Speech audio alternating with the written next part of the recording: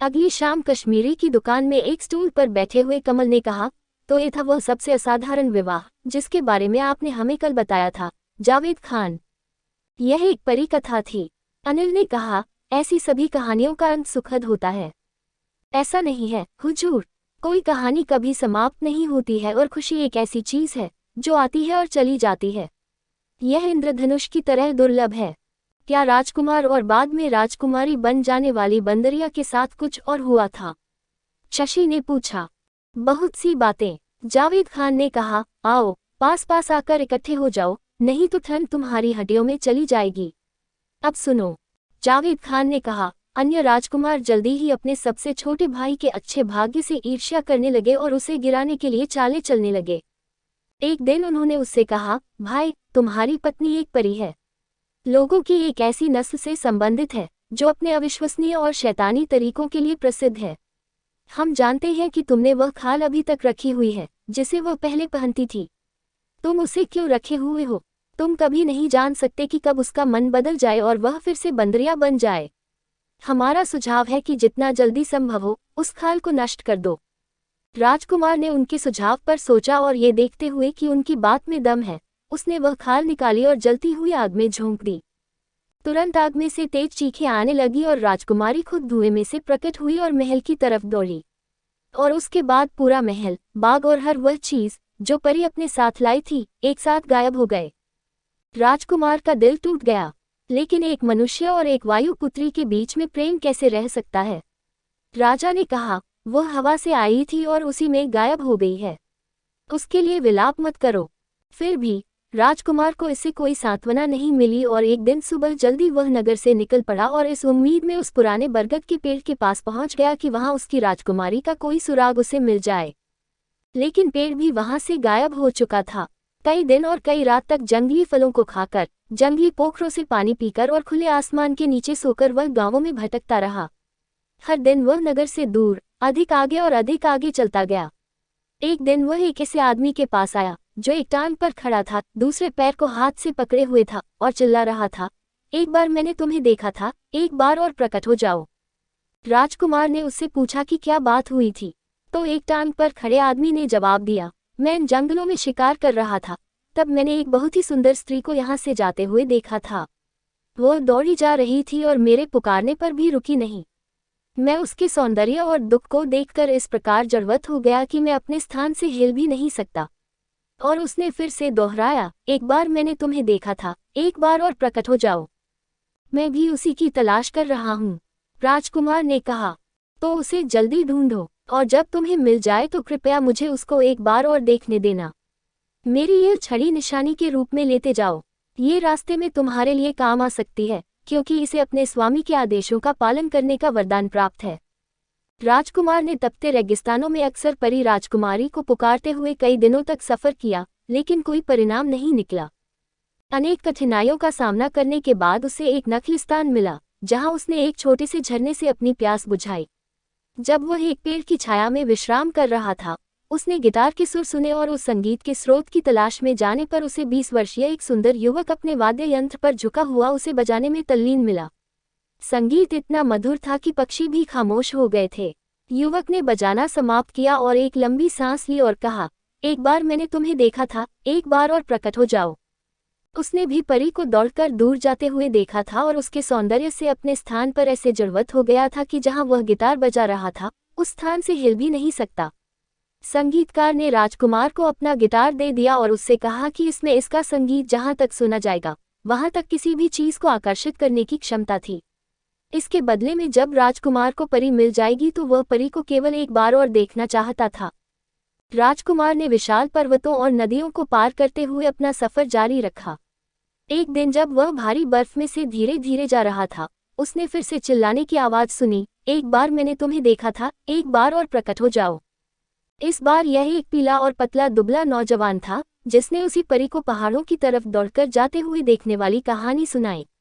और यहाँ वह पहाड़ की चोटी को छोड़कर नहीं जा सकता था, जब तक वह उस सुंदर राजकुमारी को फिर से देख नहीं लेता।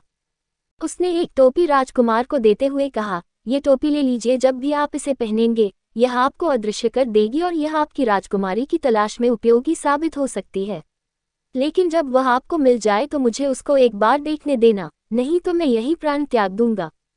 छड़ी, गिटार और टोपी लेकर राजकुमार पर्वतों पर और फिर एक घाटी में गया, जहां उसने बर्फ का एक मंदिर देखा, जिसके खंभे, छत और शिखर सब बर्फ के बने हुए थे। मंदिर के भीतर राजकुमार को एक नंग-धड़ंग योगी मिला, जिसने केवल एक कौपीन पहन रखी थी। वो आसन लगाकर जमीन से लगभग 3 फीट ऊपर हवा में, अधर में, बैठा था।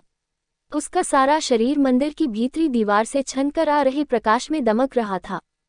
राजकुमार हाथ जोड़कर योगी के सामने बैठ गया। योगी ने आंखें खोलकर सीधे राजकुमार की तरफ देखते हुए कहा, मैं तुम्हारी कहानी जानता हूँ।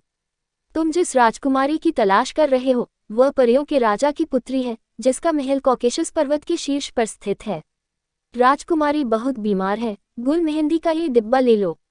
इसमें ठीक करने की शक्तियां हैं और ये ऊनी चप्पलें तुम्हें, जहां तुम जाना चाहोगे, पहुंचा देंगी। जैसे ही राजकुमार ने ऊनी चप्पलें पहनी, वह हवा में ऊपर उठने लगा और फिर बहुत तेजी के साथ पर्वतों के ऊपर से परियों के देश की ओर चला।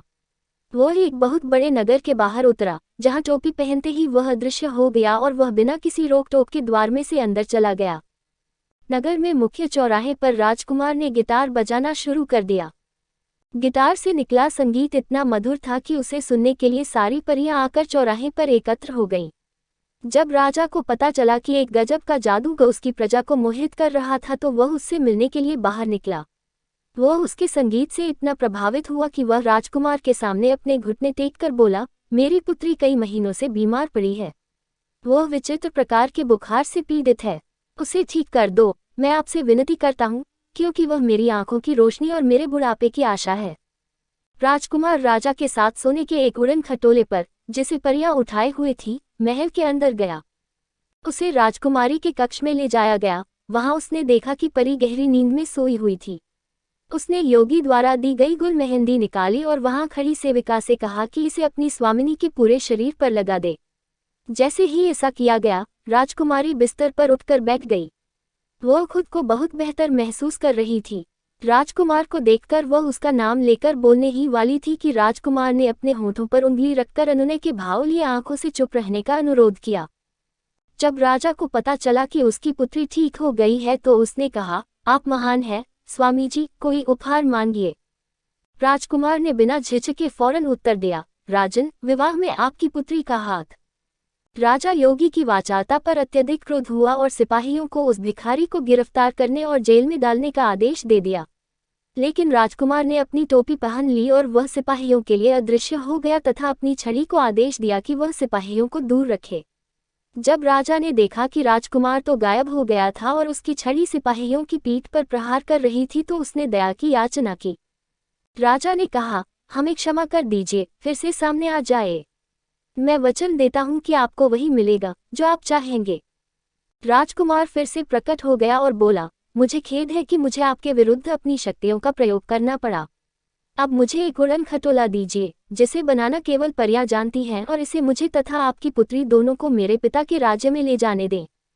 राजा तुरंत अपनी पुत्री को लेकर आया, जिसकी सेवा में 3 परियां लगी हुई थीं। उन्होंने राजकुमार को एक सुंदर पालकी में बिठाया और पालकी हवा में ऊपर उठकर राजकुमार के देश की तरफ उड़ चली। शशि ने पूछा, लेकिन एक टांग पर खड़े आदमी और दूसरे, जिन्होंने उसकी मदद की थी, उनका क्या हुआ? अरे हाँ, उनके बारे में तो मैं लगभग भूल ही गया था, जावेद खान ने जोड़ा। लेकिन राजकुमार नहीं भूला था। रास्ते में उन लोगों की चीजें उन्हें लौटाने के लिए वह रुका था और उसे परी के साथ वापस आया देखकर वे बहुत खुश हुए थे और वे फिर से अच्छी तरह चलने फिरने लगे थे। थोड़ी देर सोचने के बाद जावेद खान ने कहा, वे वापसी में राजकुमार के साथ ही उसके राज्य में गए।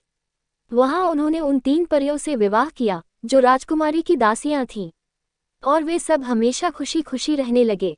तो आखिरकार अंत सुखद हुआ। अनिल बोला। अब कमल ने पूछा, उन ईर्ष्यालु भाइयों का क्या हुआ? जहां तक राजकुमार के भाइयों की बात है, जब उनके पिता राजा को उनके द्वारा की गई शैतानी का पता चला तो वह इतना क्रुद्ध हुआ कि उसने उन्हें उत्तराधिकार से वंचित कर दिया और उन्हें जेल में डाल दिया गया होता, अगर सबसे छोटे राजकुमार ने राजा को उन्हें माफ करने के लिए मनाया नहीं होता। उन्हें माफी दे दी गई और उनके लिए उपयुक्त पेंशन तय कर दी गई। और अब मेरे दोस्तों, अब तुम सबके घर जाने का समय हो गया है।